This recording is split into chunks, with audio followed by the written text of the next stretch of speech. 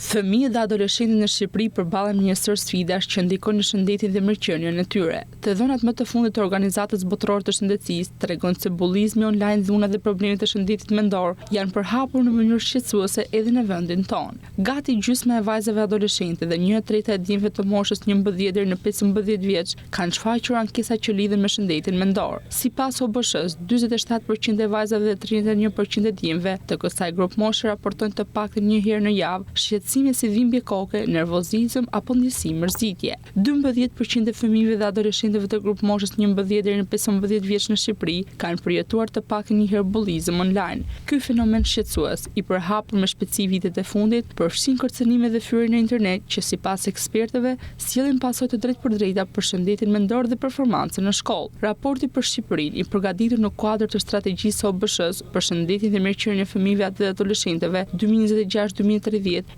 evidenton se dhuna vijon të mbetet fenomen shqetësues. Gati gjysma e fëmijëve nuk ndihen të mbrojtur në shtëpitë e tyre. Sipas të dhënave nga OBSH-ja, 48% e grup moshës 1 deri në 14 vjeç kanë përjetuar forma dhune fizike apo psikologjike nga kujtestarët. Ky nivel i lartë i dhunës ndikon negativisht në zhvillimin emocional dhe social të fëmijëve. Sipas raportit, shqetësues janë edhe veset si konsumimi i duhanit dhe alkoolit që në moshë të vogël. Rreth 18% e adoleshentëve 13 deri në 15 vjeç përdorin cigaret elektronike dhe vape, 15% pinë duhan, ndërsa 19% konsumojnë alkool. Këta treguesin vizojnë nevojën për më shumë politika, forcim të edukimit prindëror, rritjen e sigurisë online, si dhe përforcimin e mbrojtjes ligjore ndaj fëmijëve dhe adoleshentëve.